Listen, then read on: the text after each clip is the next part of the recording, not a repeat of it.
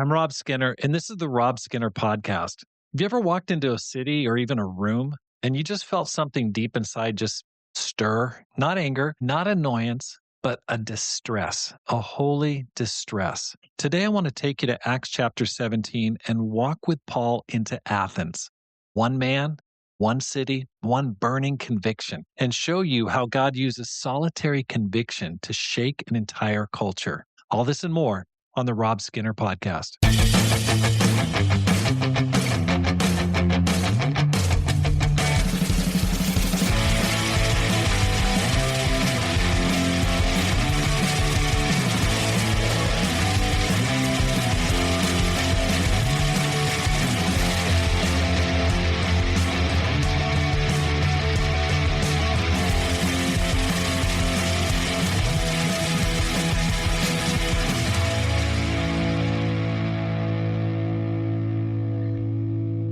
Welcome back to the Rob Skinner Podcast. My goal is to inspire you to live a no-regrets life, make this life count, and multiply disciples, leaders, and churches. Today, I want to talk about something that I've been thinking about for a while, and that is Paul in Athens.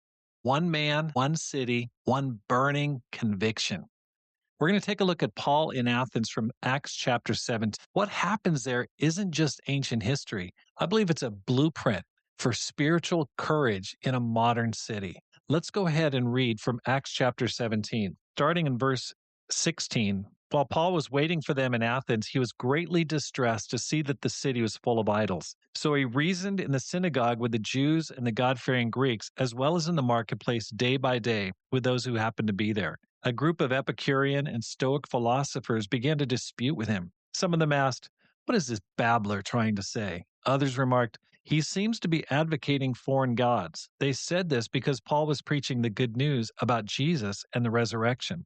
Then they took him and brought him to a meeting of the Areopagus, where they said to him, "May we know what this new teaching is that you are presenting? You are bringing some strange ideas to our ears, and we want to know what they mean." All the Athenians and all the foreigners who lived there spent their time doing nothing but talking about and listening to the latest ideas. So let me set the scene. Paul's been preaching and planting churches all over in Greece. First in Thessalonica, he gets run out of there. It's only there for about 3 weeks. Then he goes to Berea. People are much more open. They've got a noble spirit. They're really into the word. Great response in Berea. Then he comes to Athens. But when he comes to Athens, he's all by himself. Timothy and Silas are gone. He's just dropped off, essentially, in the intellectual capital of the world. There's no team with him. There's no crowd. There's no hype. There's no song leaders. There's no stage help, nothing. Just one man walking into the intellectual capital of the ancient world. Athens had a famous university. It had culture. It had ideas. It had a reputation, but spiritually, it was hollow. The Bible says Paul was greatly distressed when he saw the city full of idols. Not annoyed, not mildly concerned, not impressed, but distressed. That word matters. Paul didn't treat this like a sightseeing tour. He didn't just enjoy the food and wine. It's like, okay, I'm just going to have a little me time with, now that my boys are gone, I'm just going to just kick it, just take a little break. He didn't marvel at the architecture. He was spiritually burdened instead. And here's what gets me. Paul doesn't get distressed over the Roman occupation, which he could have. He doesn't get distressed over slavery, which was widespread. He doesn't get distressed over loose morals, which there's plenty of them. I mean, just kind of a crazy, loose moral system. All of those things were real problems. But what was it that broke his heart? It was something deeper. People didn't know God. That's what moved him. That's what stirred him. That's what activated him. That's what distressed him. And then Acts tells what Paul did. He reasoned in the synagogue. Then he went to the marketplace. Then he ended up before the philosophers of the city. And finally, they bring him to the Areopagus, basically the highest court in the land. Now, think about that progression. He starts where he's comfortable, in the synagogue among his fellow Jews. He's totally comfortable in that environment. He grew up in that environment. Then he keeps stepping more and more into discomfort until suddenly he's standing in front of the intellectual elite of the world. That does not happen by accident. That happens when someone has solitary conviction. Now, let me make this personal. I live and minister in Boston. We've been here about 6 months. Boston is a lot like Athens. It's an intellectual capital. There's tons of world-class universities. It's got a historic reputation. But spiritually, let's just be honest, we're coasting on yesterday's glory. A few hundred years ago, people here wrestled with life and death questions. They formed the Constitution based on God, life, liberty, and the pursuit of happiness. One nation under God. They studied ancient texts, Plato's Republic. They pored over the Bible. And now the Bible gets mocked. Faith is ridiculed. And most people are consumed with a marketplace. Their degrees are not focused on the betterment of man, but instead on how they can make more money in the current marketplace. Does that sound familiar? Here's a question I want to ask you. What distresses you? Not what annoys you, not what makes you scroll angrily. What actually moves your soul? Because entire industries are built today around keeping you outraged. Every week there's a new crisis. Every week there's a new problem. It's in Tucson, or it's in Minneapolis, or it's in Iran, or it's some other place, or it's DC, a new headline, a new controversy. Distance has been removed as a barrier. And now we're overwhelmed by everyone's problems everywhere. So people live in permanent outrage mode. But here's the thing, Paul didn't let global problems paralyze him. He focused on what was right in front of him at the time, his city, his people, his moment. And that's the shift that we need. If we can channel our distress the way Paul did toward our actual world, we have a real chance of changing the wider world. I remember the World Evangelism seminar in the late 80s. There's quite a few here in Boston. And at that point, Boston was a real hub of evangelism. I was a 1 or 2 year old Christian and I went to it. I was so fired up, and they would meet in the Boston Garden, which is now the TD Garden, where the Boston Celtics now play. And it was awesome. And I remember something that just stood out to me. A bunch of MIT students at the time had created a digital display. Now, that was back when you had like LED, kind of like the old LED alarm clocks. And they had on one side was all the births and then all the deaths. And they would just be clicking in real time. You know, they just timed it, how many births were happening at that moment and how many deaths were happening at that moment. It was so crazy because the whole point was to make you aware of how many people were being born into this world and how many people were departing this world.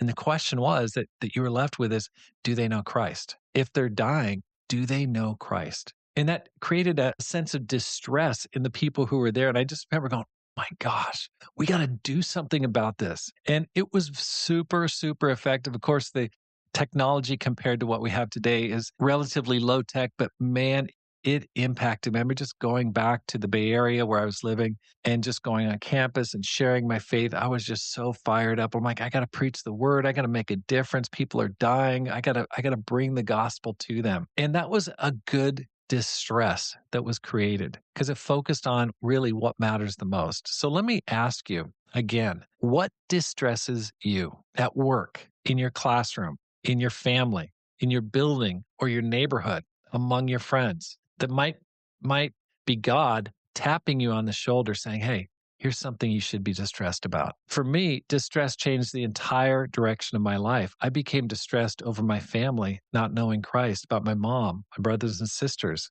And I just decided I will pay any price to reach them. I changed occupations. I resigned from my paid ministry position. I started a new career in real estate. And I decided I'm going to plant a church in my hometown.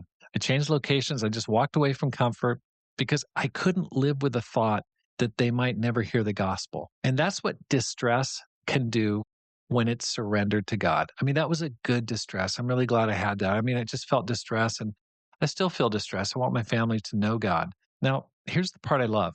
Let's keep going in this section. The philosophers who are listening to Paul, they call him a babbler. Okay, they just are just ripping on him. They're what we would call trolling him right there. They call him, what's this babbler talking about? And that word, it derives from birds pecking scraps off the street, like people picking up cigarettes and then smoking them. That's kind of the image. It's just like a person just putting together different ideas. It's totally derogatory. And it basically means this guy is a nobody picking up random ideas. They are mocking him. They are trolling him. They are totally dismissing him and running him down. They're laughing at him. And Paul doesn't flinch. He doesn't shut up. He doesn't quit. Why? because Paul was living the crucified life. And I think this is a secret of his power. Remember in Galatians 2:20 when he said, I've been crucified with Christ, and I no longer live, but Christ lives in me. Paul had already died to reputation. He'd already died to pride. He'd been beaten. He'd been mocked. I mean, he'd gone through rough times. When he came into Philippi, remember, they threw him in jail. They beat him. He'd already gone through it. So embarrassment could not stop him at this point. Ridicule couldn't silence him. Being misunderstood didn't derail him. He embraced disgrace for Christ. He just embraced it. He just said, this is the price I'm going to pay. The apostles, remember in Acts chapter 5, they said they were glad to be counted worthy of suffering for his name when they were beaten by the religious establishment. So Paul didn't see embarrassment as a curse. He saw it as confirmation. And listen, if you want to change your city, if you want to change Boston or any other city, any other small town you live in, you're going to have to embrace embarrassment. You're going to have to live the crucified life. Disgrace, embarrassment, insults, persecution. In fact, I'd go so far as to say, you need to invite it into your life and get comfortable with it. I really learned this the hard way when I lived in Japan. What held me back from learning Japanese, and people ask me this all the time, did you become fluent? I go, yeah, yes with a question mark. I did. I learned how to read. I learned how to write. I preached in Japanese. But was I like naturally fluent, like amazingly fluent? Not, I didn't get where I wanted to be. But what held me back from learning Japanese was not intelligence. I consider myself a pretty smart guy. And well, you know what it was? It was pride. I didn't want to sound stupid. I didn't want to look foolish in front of people. I didn't want to feel awkward. I was afraid to say anything until I could really say it well. So guess what? I held on to my dignity and I lost my fluency. Did I become fluent? Kinda. Pretty good. I was talking to,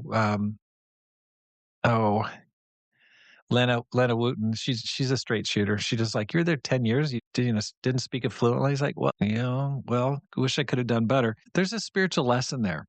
You can protect your pride or you can grow, but you usually can't do both. And so let me just close with this. Paul walks into Athens. He's mocked. He's misunderstood. He's called a babbler. And yet God uses one surrendered man to shake an entire city. That's solitary conviction.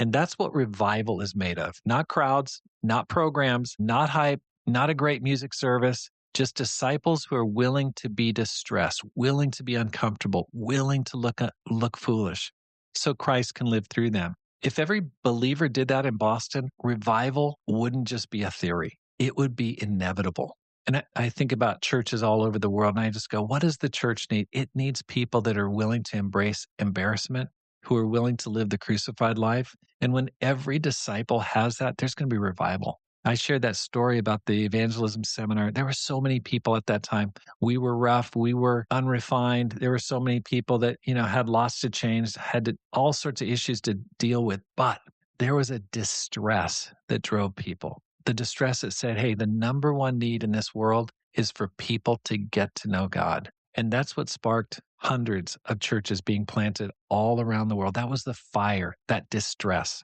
that directed distress. Thanks for listening today. Don't wait for permission. Don't wait for perfect conditions. Let your distress become direction and step into your moment. I'm planning on going out this weekend into the Common. I've already bought my packs of juicy fruit gum. I'm going to be passing those out along with invitation cards. And I'm going to get out there. It's cold. It's kind of miserable out there and snowy and sleety and slushy. But I'm going to do it because I want to make a difference with my life. I want this life to count. Thanks for listening. Here's how you can help support the program. First, sign up for my weekly newsletter. Go to robskinner.com and sign up for it. Or read one of my books. I just wrote a book last fall, The 10X Christian. You can find that on my website or on Amazon.com because my goal is to inspire you to live a no regrets life, make this life count, and multiply disciples, leaders, and churches. Have a great day and make this life count.